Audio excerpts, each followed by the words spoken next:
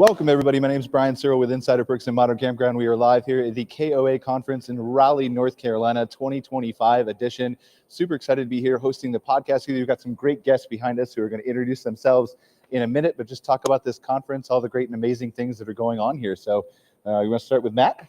Yeah, so I'm Matt Stobold. You need the microphone, Matt. They can't hear you otherwise. I'm Matt Stobold with Campgrounds of America. I do franchise development up in Canada specifically. So I'm based in Ontario myself. I've worked with many different types of campgrounds, converting them into KOA and just helping our franchisees in Canada as well. Good afternoon. My name is Gwen Wathen. I'm the Director of Marketing for Recreational Ventures Company. We own and operate 15 KOAs across the country.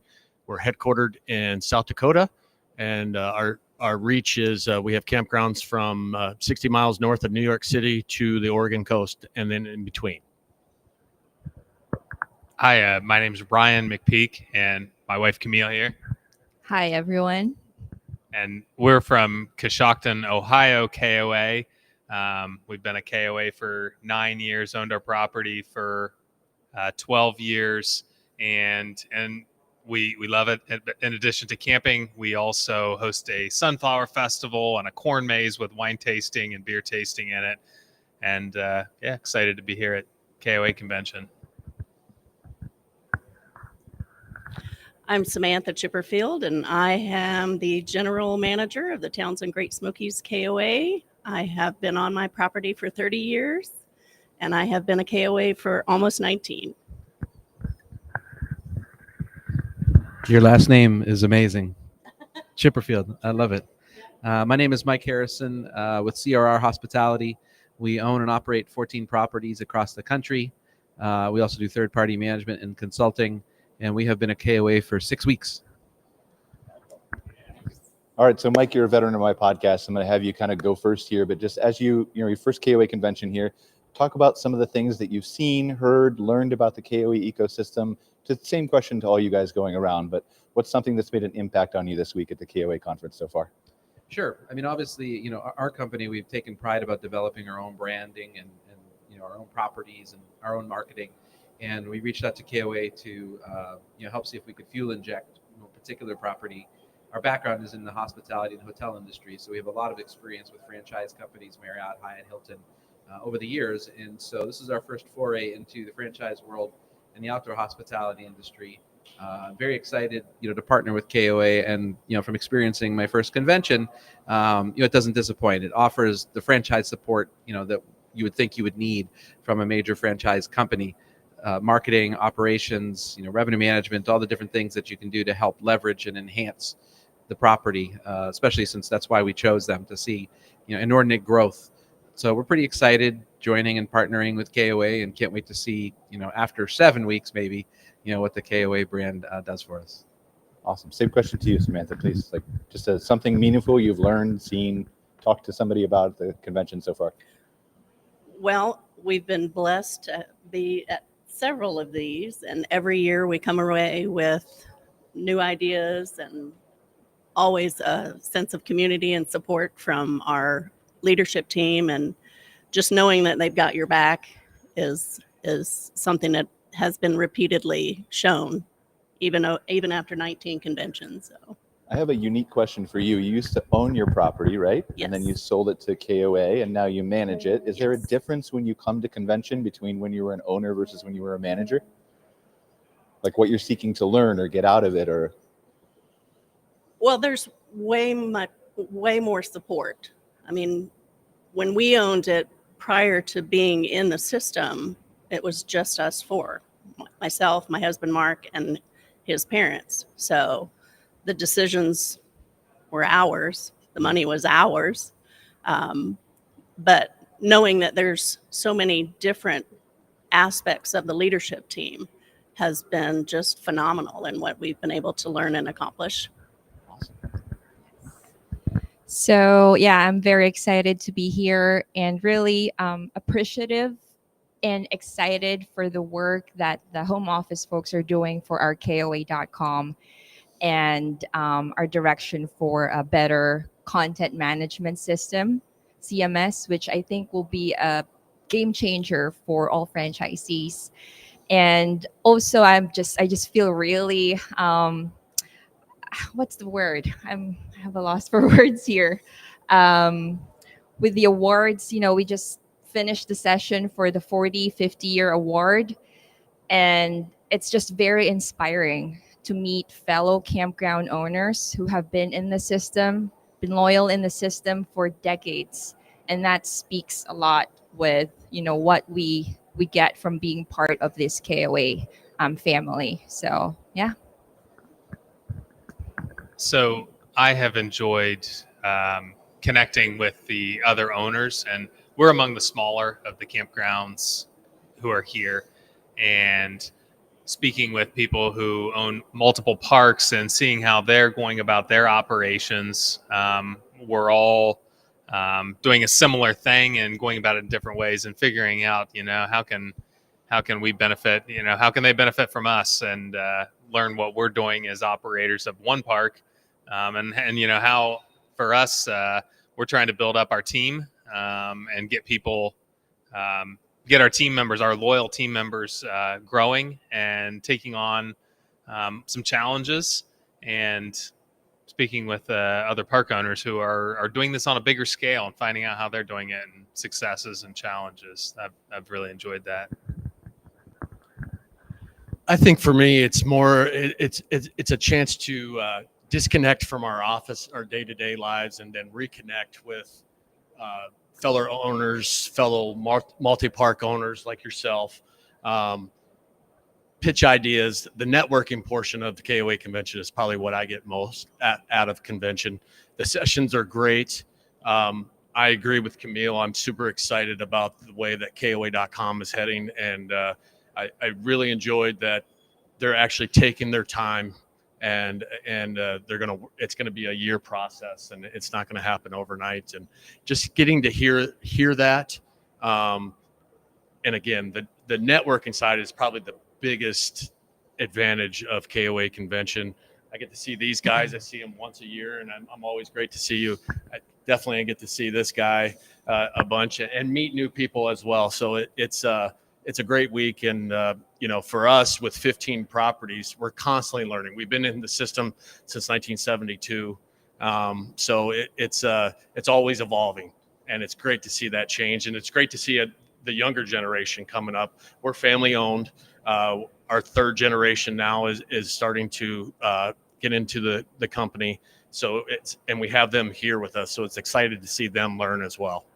I have one follow-up question. You and I were talking about this before the show started, kind of your approach, and you mentioned how networking was really important to you. There's all kinds of people here. Like, I've been coming to KOA since 2012 and seen it grow into more multi-park owners, still plenty of individual mom and pop owners too. Is there a difference you've seen as you acquire more parks of the approach you take to convention? Does the educational sessions become more or less important? Does the networking become more or less important? I would say the educational sessions, not to downplay the sessions, but they become less important for us, and more the networking side is more important for us. I'll be honest with you, that's how we've gained some of our acquisitions, is here at KOA convention. You have people that have approached us that have been thinking about selling and getting out, and this is a week that we can start that initial conversation of moving forward, and then when we get back, we follow up and then take it from there. So yeah, it's more the networking side of things for me and our group that we value for KOA convention. Okay, thank you. Yeah, I think same as most people. For me, it's the sharing of ideas. It's the knowledge that everyone has in the room is super important. So I've been fortunate enough to see it from both sides. I used to come to these things as a franchisee, and now I come being part of home office. But it really is a family. You come, you talk about business, but we talk about our families, our kids. We share ideas. So it really is, like Gwen said, it's once a year that we get to see each other. Sure, there's phone calls, there's text messages, there's other things, but to actually have that one-on-one time, whether it's walking around the convention hall, whether it's in the bar or wherever it is, you get to catch up with people and spend some meaningful time. talk about business, talk about family, like I said. And, it's that sharing of everyone's knowledge. Everyone has a piece of the pie, and everyone's good at something different. And it's the openness for everyone to share ideas and get better all together. So yeah, it's a good time. For you, Matt, like there's a disproportionately large presence of KOA in America and has been for decades, right? They have been in Canada for, how many years have they been in Canada? Yeah, so early 70s, I think, was Okay. kind of the first KOAs in So Canada. arguably, like they're really trying to push into Canada now, right? Yep. So what would you say for the people in the United States who own franchisees or who are just watching this and maybe want to convert or just have an independent property? What should they know about the Canadian camping scene or KOA specifically? Yeah, so first off, Canada's a beautiful place. There's lots of different areas of the country. There's so many different, there's mountains, there's lakes, there's coastal. So many different places to see. Calgary is a beautiful city, right? For example, we've seen really good growth in Canada in the last 3 to 4 years.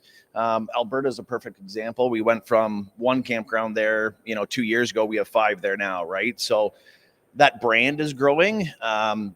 People see the value in KOA. The Canadian camper itself is a very loyal camper.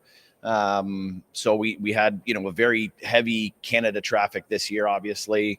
But we still had the American traffic. We still had the international traffic. So campground business in Canada is very strong. We have a strong, camping association with KOA. I know you're heavily involved in the Canadian side of things. So I would say there's a ton of opportunity in Canada. It's just finding the right property and, happy to have those discussions with people as they need them. All right, if I make you choose the most interesting conversation you've had with one person during the convention so far, what would it be? And same question to everybody. We're going to go around. Yeah. Well, it's not. And you guys can't pick each other. Yeah. And are we keeping it PG or? Oh, I'm kidding. I think it honestly goes back to the pride. Like people have a lot of pride in their campgrounds. They're happy to come tell their stories, tell how their years was. Like I said, selfishly, we had a very strong year in Canada. Some parks are up double digits. So a lot of pride in them to talk about that. give me one. You got to pick one conversation. I would say with the one person. success of business in Canada this year has probably been the best. Like a conversation you had with another person who was an attendee. What did you talk about? What really made an impact? Yeah, I think like I said, I think it's just the business and the willingness to invest back in their campgrounds is probably the most exciting thing. So people aren't, people are looking at other properties, but a lot of people look at investing back into their own property. And I think that's been a common theme for people I've talked to is not being afraid to add new amenities, improve their campsites to, KOA patio sites or paw pen sites. So for me, it's exciting to see the industry still throwing a bunch of money back into their parks and getting better altogether. Gwen, so networking one-on-one with somebody. I think the best conversation I've had so far this week is we were talking about the new technology that KOA is really pushing, and specifically the text messaging that we now have for our guests. It allows us not only to get weather alerts out, or if we have a water break somewhere. What we were talking about more, it helps on the sales side of things as well. And this technology, it's evolving. A lot of us use the Zingle technology that Medallia was putting out. Unfortunately, that kind of has started to go away, but KOA stepped up to the plate, and our conversation was how big they stepped up to the plate and made their own text messaging technology. Impressive. And it's very impressive. It's slowly coming. It's not going to be what we had with Zingle, but all things take time. Things take time. Yeah. So just that kind of one-on-one conversation of hearing their stories on how they used it and hearing our stories on how we used it. We consider that technology almost like a utility now. It's a must-have for us. It drove. Not only did it help get the word out to our property. With our guests on the property, but it also helped drive sales for us. And, we were kind of talking back and forth about how they use that to drive sales. So great conversation. So one of the most interesting conversations I had was with a couple of multi-park owners. They had, I believe, 16 parks right now, and we are one park and we're kind of staying that way. But we're not. Camille and I don't just work the front desk on our own. We're trying to build up our team and have the systems in place. If the opportunity would come along and we could have another one, or get into a different line of business, we're going to be ready with our team built up, our processes built up, and while our scale is a lot different, our challenges are still the same. And so I think this conversation kind of got me thinking about just our priorities this winter and building up our team and how valuable that is to us to have the life we want to have, and be successful in our business. So I have one more follow-up, and either of you can take it just about Sure. your campground specifically. We've seen a lot of focus on guest experience, and I noticed when you mentioned your campground that you would focus on like wine tasting and some Right. other things. Yes. Talk about how you reach that, like, this is for my audience, this is what they're going to enjoy, this is going to make them choose me over another campground. Right. How do you arrive at I want to do the wine tasting, I want to go the extra mile to do these extra things, is what I'm asking. Well, I guess, and tell me if I'm not answering your question correctly, but we, when we first started our campground, we were basically starting from zero business, and it was an existing campground. We had so many campsites, and we needed to come up with some experiences that people were going to want to come to our park. We also didn't have a whole lot of money, so we couldn't just go out and put a water park in. And so we were trying to come up with things that fit our area. So our area had local wineries, and we found partnerships there and collaborated on these events that would give something for people who are staying with us, something to do, a reason to come, and a very unique experience, and collaborating with our local community. That was very important to us as well. Our campground is in my hometown, so I've got a lot of connections there, and we like being part of that. So Perfect answer. Yeah. okay. And also to add on to what Ryan said, Coshocton, Ohio is a beautiful countryside of Ohio, and agriculture is a big thing there. So, with the Sunflower Festival and the Corn Maze, it's just offering what we have in our area. And, it's outside, it's taking people outdoors. And that's what we're all about, this business of outdoor hospitality. So that's pretty cool to be able to do that. Then going back to the question of interesting conversation. I think there are a couple conversations that came to mind, but it's really meeting these families and people who have been in the system for 40 and 50 years, and the Castro family in New Mexico, and just being connected because I'm from the Philippines and she is from the Philippines, and they've operated that park for 40 years. And that just, it's just very inspiring for me. And maybe we'll get there, be in the system doing this fun job for 40 years. But it's just very inspiring to chat with the people. And she keeps saying, it's hard work. You have to fix things quickly and taking care of people. So yeah, those are the conversations that really stood out for me. Thank you. I think one of the interesting conversations that I had was with a franchisee about technology, to sort of piggyback your point. But as an Oak property, we get the opportunity to greenhouse some of the projects that KOA rolls out to everyone else, and we got to be a part of the housekeeping module. So it was just an interesting conversation of explaining the aches and pains of how KOA chooses the projects and how they roll them out. There's a whole lot of behind the scenes items that go along with those projects, but it was pretty interesting and fun, I guess, to be a part of that whole rollout. But technology is changing, and we've got to change with it. So, Thanks. First off, are those KOA shoes? Mhm. Wow. Clearly. Are they only available in Canada? No, they released them a couple years ago at convention, right? Yeah. I'm definitely swag yearning. I need more KOA swag. I do have a KOA shirt on. Yeah, I bet she does. For us, interesting conversation. I'm going to say with my general manager who's here with us. I know that sounds a little boring, but it's, we're new to the system. We're not new to outdoor hospitality. And so the property, it's got a 4.8 on Google. It sits on the Colorado River. It's beautiful. It's a fantastic. It won property of the year for the state.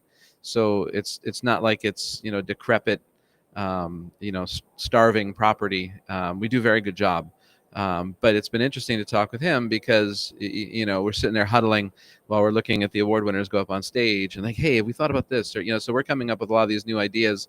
We're always, as you mentioned, Gwen, learning, even though we think, we do a pretty good job, we still always open to say, what else can we do? How much more can we provide, better experience? And I was having a conversation earlier with him today about, Christmas that's coming up and, how do we really leverage? And you asked the question already, what I asked him this morning, which is, what is the guest that's coming to our area? What's unique to them? Why do they want to come? Do we do a Christmas float parade on the river, right? Because we historically have done golf cart, Christmas parades, but something completely unique. Why people would want to come specifically to us would be something completely interesting. And of course, the initial answer is like, how do we do that? Oh my gosh, that's crazy. But, it's an idea was hatched, right? And then, transition that to the conversation we were just having.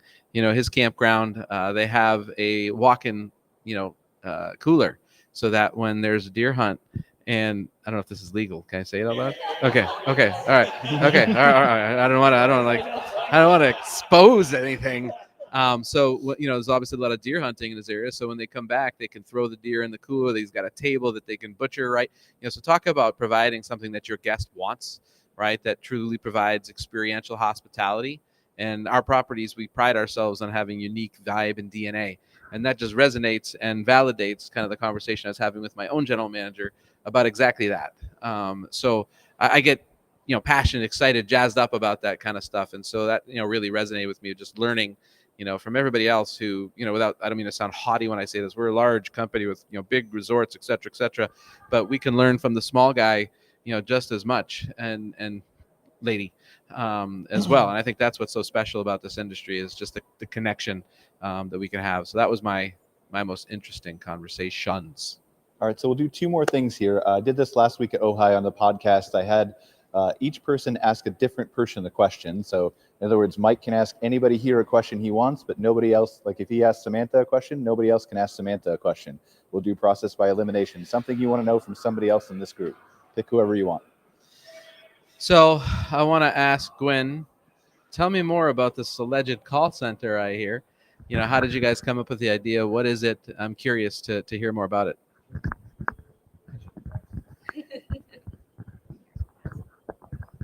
So just a little bit of background. We also, along with our 15 KOAs, we started a call center. It's called the Camper Reservation Center. And we originally started it for our 10 properties. We had 10 properties at the time. And basically what it's built for is when a guest calls the 800 number, and after the third ring, if it's not picked up at the property, it queues into the call center. And we have technology. Now we've grown to almost, we went outside of our properties and we have maybe 99 to 110 properties on the call center now, all KOAs. We're there to answer the phone when they're not there. So for instance, when we were just talking, they're closed during the winter, but they allow us at the call center, the Camper Reservation Center, to pick up the phone. And it's not just reservations. People are calling for information. We have the technology to when the phone call comes in, the phone will ring of what property it is. And then our computer system, we developed a system it'll default to that property. And each property has given us all the information we need, from rates, from local attractions to cleaning procedures, you name it. We're ready to answer pretty much any question. The only reservations that we don't, or information that we don't give, is long-term information. So we have them call the campgrounds directly. But yeah, it's a great service. It evolved with just years ago of our properties not answering the phone, and with the amount of calls that we were missing, we thought we can start this. And it's like I said, it's evolved. Now the 800 number is going away in 2026. Right now it's based on the 800 numbers. And if the campground has a voice over IP phone system, we can use your local number to continue to answer calls. So it's a minimal charge of per call, per reservation. I think we're around $5 to $10 per reservation. Per call, excuse me, per call now. Yeah, there is a big difference. Yeah. We used to be just per reservation. Now I think it's about $5 per reservation. I could be wrong, but per call, excuse me. But it's a great service that allows, if you're closed during the winter, and if you winter in Florida, you don't have to worry about making reservations while you're wintering. We'll handle all that for you. So hopefully that answered your question. No, it does. Yeah. Selfishly, just curious about my own needs. Sure. Well, we can chat. Yeah. All right, Gwen, so you can ask anybody else a question that you'd like to hear from anybody. I think one question I have, and I'll go to these guys because it sounds like they're very activity driven on your property. And, with 15 properties, we have 2 KOA resorts. We have several KOA holidays, and then we have some KOA journeys. What are you finding, and we're starting to see our business kind of change to where the millennials are now traveling. They're now camping.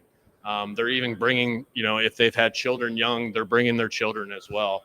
So we're trying to figure out on the activity side of things, what's the new best thing? Do we do something every weekend? We have campgrounds that do theme weekends every weekend. Is it more, and do you do themed weekends? And is it every weekend, or is it just once a month? We're trying to figure that dynamic out we have one property that does 9 Halloween weekends, and it's just it's the same thing every weekend. So how do we spice that up? So I'd be interesting to learn, just to see how you guys handle activities. Do you have an activity? We do have activity staff, but is it just activities, or are you guys going out and handling it, or is your front desk staff kind of chipping in? I just wanted to hear how you guys handle your activities. You want to take that Sure, to start, yes. Camille? So with our activities, it has really evolved. Like, it was a different landscape for us when we started versus where we at now. So I guess it would just make more sense if I go back to how we started. And when we were starting, we did the themed weekends because that's what we were seeing other campgrounds were doing around us. And we're also learning what our capacities are, what our bandwidths are. We started with having themed weekends every week. Every week. And that was fun, as a newbie in the industry. It does take work, but campers are having a good time, and they, it's something that families can do together, and that's very important for that. But eventually, at this point, we kind of evolved into doing the same fun, interesting things every weekend, but not putting a name on it. There's not a theme, but we'll have tie dyeing or ceramic painting, and I think the key is for us, for our market, is that it has to be like family oriented, where people can just spend time with their kids, grandkids, and have a good time. That's what I'm seeing is the main thing that works for activities. I also think passive activities, like a nature trail map, maybe a little free library perhaps in the park, would be enticing for the millennials. I am a millennial, so I don't know if that Wait. Also, yeah, something new that we did this season is we invited the Bugmobile to come to our campground. So this Bugmobile, which is actually an idea from Greg Emmert, shout out to Greg, our naturalist buddy. Right? Do you know Greg? Yes. Yes, absolutely. So he mentioned this Bugmobile that the Ohio State University has, and this is an airstream with insects, bugs in the airstream, and they tour different locations in Ohio and talk about I don't know, tarantulas, scorpions, and that was pretty cool. And we opened that up to the community as well because it's just meaningful for us. To to open it up to our community, and that was fun. So if you have, I don't know, universities in your area of your park that would have like an interesting program like that, that may be something that you can outsource and still be fun. So yeah. That's you. You ask a question to anybody you want. Oh, well, you can't ask one to yes. Gwen because he's already gone. So Okay. I can't ask him a question, right? is that a rule? Okay. All right. Mike made it up. He's the first timer. We got to honor his. Oh, sorry. Wait. So I can't ask you a question, right? Okay. Goodness. No, nobody asked you a question. Yeah. I can ask you a question. Well, how about a question for our Canadian friends? What is I don't know, a trademark, since we're talking about activities, is there any like trademark campground activities in the region that's comes up to your mind that's fun? He said snow shoveling. If you didn't hear that, but yeah, there's a lot of unique things in Canada that like I said earlier, we still do see a lot of U.S. traffic, a lot of international traffic. So I think playing on what is special to Canada, whether that be maple syrup or poutine or those things, to engage with that type of crowd. Gwen mentioned the Halloween weekends in the fall is typically a colder time of year for us. So I know many campgrounds up there went from, we would hit our Labor Day and then it would be, okay, we're quiet until rewards weekend, appreciation weekend. But that Halloween weekend, every single weekend is full now at the campground, right? And it's a simple thing. And so specific activity, I don't know really one per se, but we all do a really cool thing for people. Bryce Kenny said it yesterday. He goes, he doesn't drive the monster truck because it's cool. He drives it for the 7-year-old kid that's screaming in the crowd, and maybe this is his only trip of the year, right? Or the dad that's sitting there with his family, and that is what they do. They go out and do that. So you guys provide that every single day. So I think anything that provides a memory for our campers is a really cool thing. So, we all do it for a reason. Obviously there's a business side to it, but I know you guys well, and there's a personal side to it too. Right. And so any experience, if it's activity or, something simple, like you said earlier, I think it's important to just make those memories for families. And, it's a affordable option for a lot of families. So it's cool that we are able to provide that. So whoever you want to ask. Beautiful. Well, you got 3 people left anyway. Yeah, maybe I'll go to Mike. We have our Camp Green program, which is, very important. It's, all about sustainability and how do we be better people in our community with water conservation or whatever it is. With your other properties, have you done anything on your own that has worked well that maybe KOA could learn from in that kind of green world, if you will?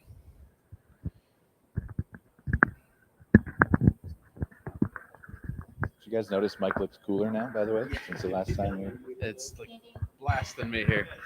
It's an interesting question. Coming back from the glamping show, maybe a month ago or so, sustainability is a considerable topic for them. Greg Emmert is passionate about all the glass front cabins because kills however many birds a year. So be considerate when you're building, glass front cabins. And so we look at it in two ways, I think. So we look at it from an owner perspective and a public service perspective, and what's the balance of the two, right? How far do you go? And so we want to be good stewards of the environment. We're in outdoor hospitality, so we absolutely follow the leave no trace. For everybody who's familiar with the outdoor world, right? Leave no trace is imperative. And so we've developed our campgrounds. Of course, you're cutting out of the forest, but we try and maintain as much of the natural utilitarian as we can. In our property in Austin that we're developing, it's cut right out of kind of hill country, and so there are some trees they have to absolutely take out, but they went through and they tagged 2,500 trees to save, and so they're all don't touch these, right? And so the campground will be cut around the trees intentionally, and so are we always able to do that? Not always, but certainly that's an intention, to leave no trace behind. Water conservation is certainly something we look at. We try and dig wells, wherever we can. Your access to water sometimes dictates, what you're able to do.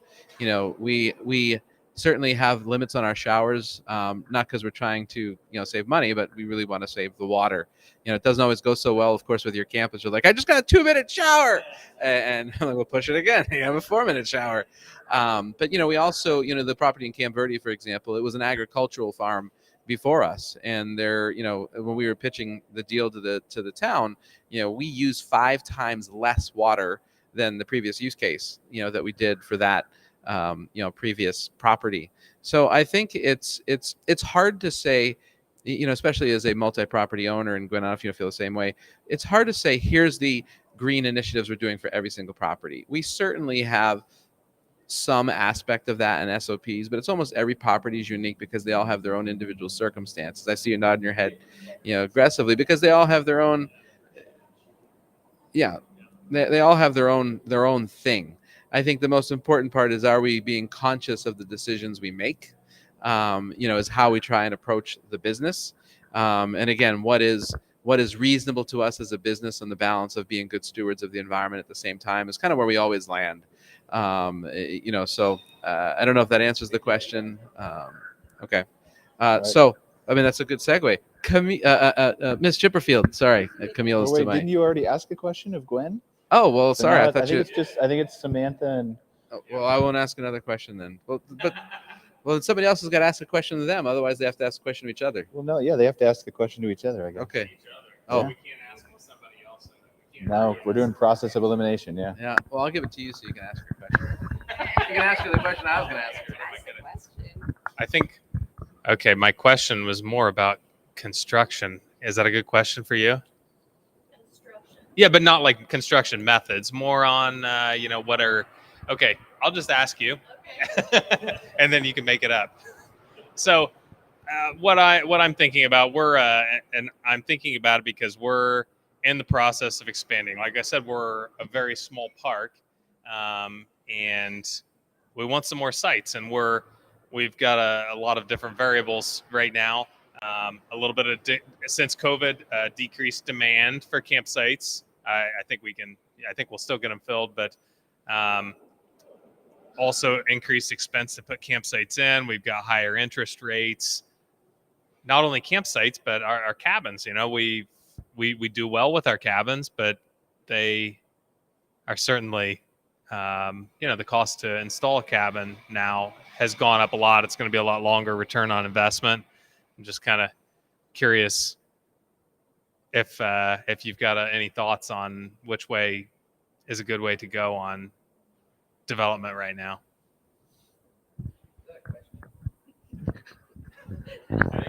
Don't give him a hard time.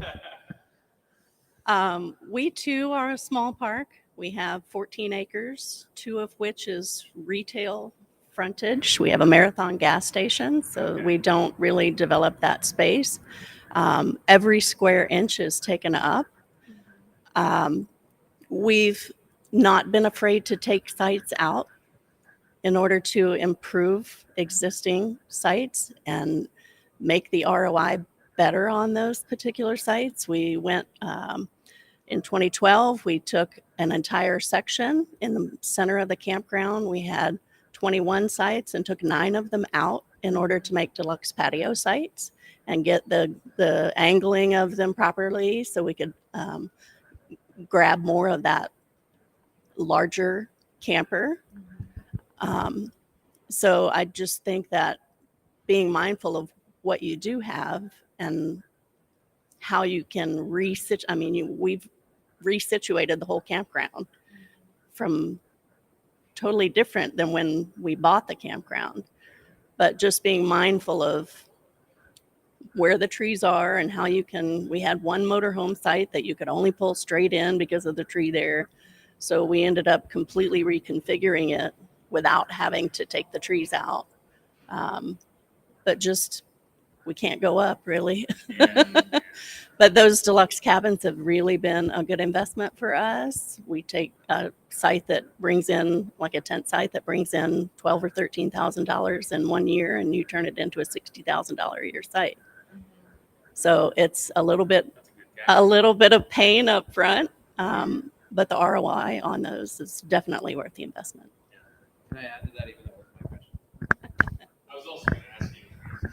Sure. No, I know. We're just trying to be fair. I can't help voice, myself. But we have a little bit extra time, so go ahead. Yeah. So I think it's a math question, right? And so, if you think about algebra, what's your X? And so, I think the answer is, what's your cost to expand? So, you have to build underground. So you talked about the ROI on the cabins, a longer term investment. Is it?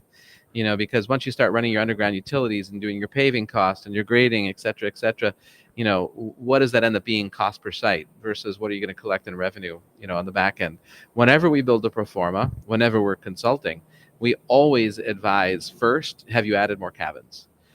Because it's you already have the existing utilities and you're just plopping, a not so cheap structure on there. But to her point, a cabin installed, depending on what level you get, right? If you want to get a fully, furnished park model cabin, with a restroom, you can get it for probably installed $70,000, or a nicer version, ours are around 110, but that's like luxury, right? So you can get one for 70, 80, 90, 100 grand installed. And if you're making 50, 60, 70 grand, your ROI could be a year and a half, right? As opposed to, your cost of development of site, depending on what that is for how much, where you're getting utilities from. Can you get your utilities? You have to go through extra permitting. It can be quite a headache. So, I think some of the answer to that question is, have you done the math? Number one. Number two is, do you know from a feasibility standpoint, to your point, you answered your own question, demand has been down. Do I want to put the risk in expanding and building more as opposed to maximizing, leveraging what I have right now and seeing what happens to the industry? We've paused we're on the sidelines right now from any more development. I'm sure you guys are feeling similarly. Construction costs and interest rates are just too high versus what they were versus expanding, maximizing, leveraging.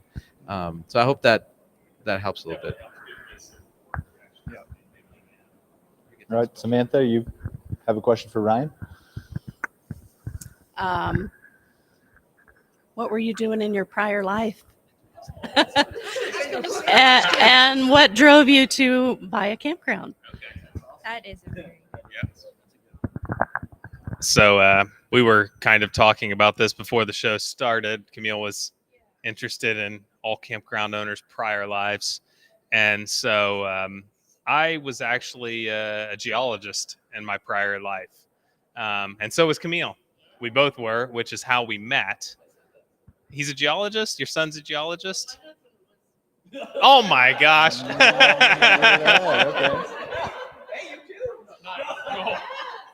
So I worked in coal exploration in Australia for a couple of years.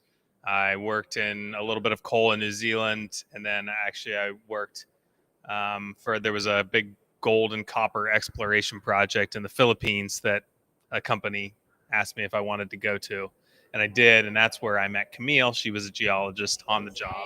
And he did find gold, guys. I struck gold. Yeah, so and while I'm interested in rocks, I also was in like the logistics of we were drilling holes in the ground. How are we going to get the data that we need out of the ground? What kind of equipment do we need to do it? How are we going to run the test? How are we going to management of collection of the data? The project that Camille and I were working on had probably 16 geologists. And so we had to make sure that everybody was collecting the right data, the right frequency. This was a due diligence study to delineate a deposit. And so I'll go a little bit further. It's like, well, how does that relate to campground? Well, I was problem solving, collecting data, figuring out how to get the right information. There was no customers. No, you still had to be nice. I mean, you could be successful at your job if you're good with people. So in that sense, there was customer service. But then I'd been traveling, and I was just ready to be done traveling. Our schedules were such that we would work 3 weeks and have a week off. And so I didn't really have a foundation, a core group of friends, people to rely on, because except the people at work, we had a great community at work, but then you were like living elsewhere. So I was ready to put some roots down, I guess. And so I moved back to my original hometown and kind of fell into the campground industry. My neighbor owned the campground property, wasn't really operating it, and I was looking for what to do next. And it's like, yeah, you know what? I'm going to give this a go. And the story went on. I mean, we really didn't have any customers. We had to figure out how to get customers. So we did things like our corn maze. That was our very first thing we did to get people in. And then we became KOA, which was a huge thing. We built a swimming pool. That's kind of our backstory, and we've just kind of evolved into it, and it's grown around us, and we've grown with it. And now your campground rocks. Yes. There's always plenty of rock jokes. No. Okay. Oh, Oh, ahead. you have some input? Can I update my answer to the most interesting conversation I had Sure. here? Yeah. It's that one. Like finding out that there are geologists out there. And Your yeah, husband and your son. that's cool. You'll have to Yeah, you'll have to ask Mark about his rock collection, because we My were son has a we rock were collection. just talking the other day. How are we going to offload this mineral collection? We don't do it anymore. All right, last question to everybody, and then we'll wrap up the show. We'll start with Matt. So what's one thing that when you come back to the 2027 KOA convention that you don't want to accomplish in your career or your work or with KOA or whatever, that you can say, I did this in 2026? Me personally, I think, we've been talking about tech and data a lot. Things change so quickly. Toby talked today about being proactive and rather than reactive, and KOA does a really good job of leading, seeing what's coming down the pipeline and capturing that before it's too late. So for me personally, and I know you're a professional in this, is just the world of AI, understanding that better. How can our franchisees use it, to simplify their lives, make things easier on them? But also, KOA's talked about how it directs them to certain websites, and Google operates differently now than it did a year ago, right? So, and I've been in your presentations before too, and you talk about how quickly AI moves. Like, you went from the internet to this in 20 years, and then the changes in the last 3 years have just been incredible. So if I come back in 2027 and I have an understanding of if you come back? No, yeah, Okay, when I come okay, back all right. in 2027, good catch. I think it's just to have a better understanding of AI and how it affects business. When I think of AI now, which, I type something in a chat GPT and it does something for me. That's what I know of AI right now, right? So I think if I can come back with the understanding, and I might have to lean on you to understand how it can help business is probably my one takeaway. Gwen? We've this past year in 2025, we dove into revenue management, and we've really hit the ground running with that. So, I'm excited to see how we can hit the ground running now that we've what we've learned in 2025, we can use that in 2026. And by the time I come back in 2027, hopefully we can have a conversation like this, and maybe our company can help lead that conversation on what we did for rate. We're not going to give you all of our secrets, but how we used the new technology that KOA is putting out with K2 within K2, and just how it moved the needle for us from A to B. So I'm pretty excited about the direction we're heading with revenue management and commercial strategy. So it's going to be a game changer for us. We saw it change for us in 2025, and I'm excited to keep the foot on the pedal and move it forward for 2026. So by 2027, I hope to have some more answers and go from there. Brian? So we will definitely be back in 2027. Camille and I have missed a couple of conventions, and every time we've missed one, we've said we'll never miss another one again, just because of the value. But I hope that when we get back next year, we will have we've got our goals now for development of our team, building them up and taking some leadership positions to take that work off our plates so we can grow the business more, potentially. So I've got the time to do the math on building sites, campsites, cabins, whatever we do, but also have our team feeling really good about and confident with the work that they are doing. Like them to learn to decision making and be confident in what they're doing, that it's gonna come out all right. So strong team. That's what I want to come back 2027. Stronger team. We are strong.